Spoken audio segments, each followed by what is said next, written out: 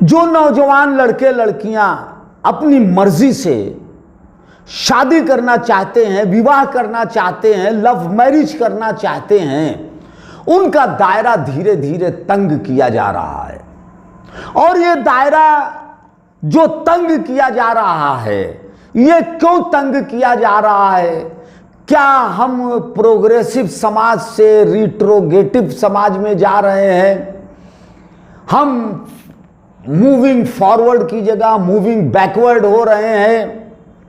यह हमारे ख्यालात, हमारे विचार, हमारी सोच, हमारा विजन बदल रहा है।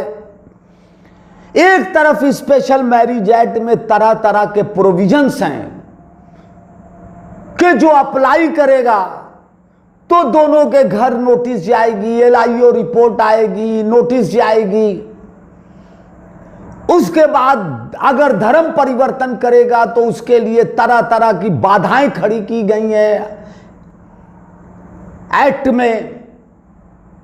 और उसके बाद अगर किसी मंदिर में वो जाकर शादी कर रहा है और मंदिर का पुजारी अगर सर्टिफिकेट दे रहा है तो उसमें जरा जरा उसमें तरह तरह की बातें हैं कि एडमिसिबिलिटी इन एविडेंस है या नहीं है।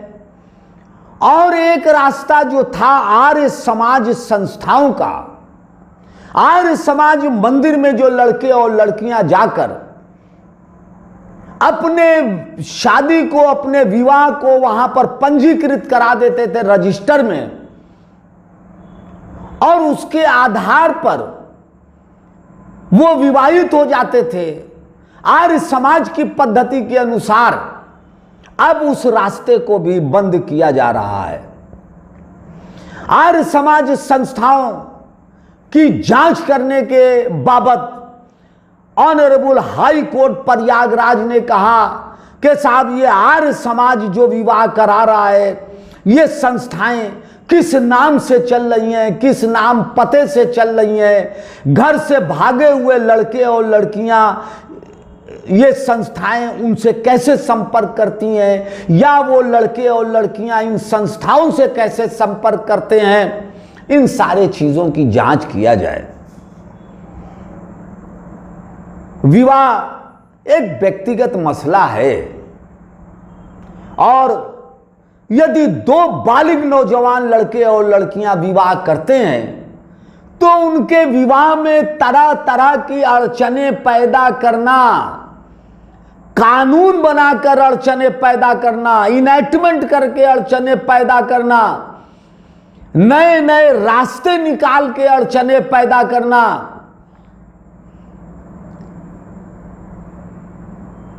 ये सही नहीं है।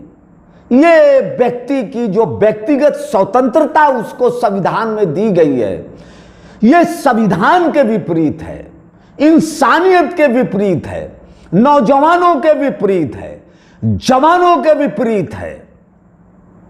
और इस देश के जो लोग हैं उन्हें यह सोचना चाहिए कि अगर कोई नौजवान प्यार कर रहा है, प्रेम कर रहा है, और वो बालिग है, किसी लड़की से शादी करना चाहता है, विवाह करना चाहता है, तो उसके रास्ते में रुकावट ना पैदा करें।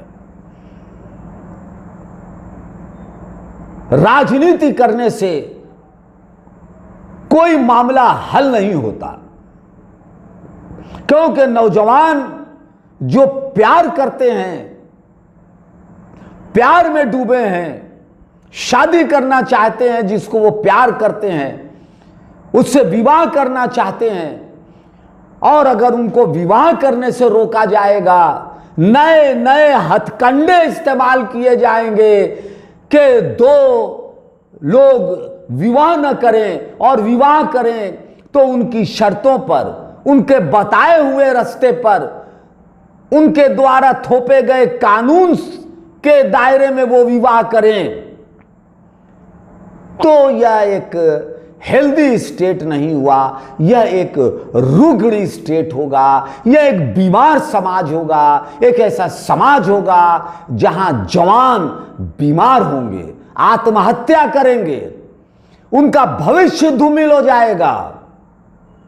इसलिए हमें एक ऐसे समाज का निर्माण करना है, ऐसे कानून का निर्माण करना है जहां विवाह का रजिस्ट्रेशन आसानी से हो और उसमें स्टेट बिना वजह उन रास्तों को न रोके, बिना वजह उसमें इंटरफियर न करें। अगर वो बालिग हैं वो अपना रजिस्ट्रेशन कराएं।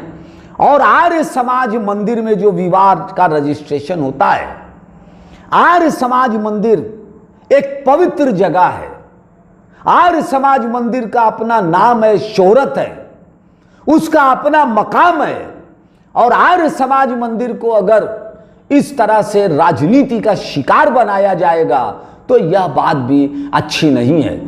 समय है कि हम इस पे गौर करें, सोचें और एक संकुचित दायरे के बाहर हों। हमने बार बार कहा है कि जजों को और वकीलों को बहुत ही बड़े दायरे की सोच रखना चाहिए। ये संकुचित दिमाग के लोग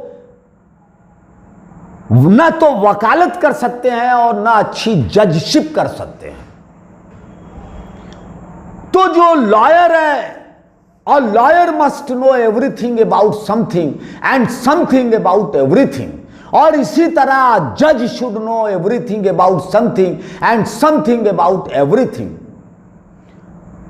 और इस बात पर हमको कहना पड़ता है कि जो जजों का सिलेक्शन होता है उसमें भी काफी इस बात की सख्ती बरती जाए, चेक किया जाए, जांच किया जाए कि ये जज क्या कॉस्मोपॉलिटन कैरेक्टर का है या नहीं, यह नेशनल और इंटरनेशनल जो पॉलिटिकल, इकोनॉमिकल और सोशल जो चेंज हो रहा है उससे यह वाकिफ है कि नहीं। क्या यह जज या वकील दकियानूस तो नहीं है? क्यों कि इससे पूरा जुडिशियल सिस्टम प्रभावित होता है, पूरे जुडिशियल सिस्टम पे उंगली उठाई जाती है, पूरे जुडिशियल इंस्टीट्यूशंस को इसका खामियाजा भुगतना पड़ता है। Thank you very much.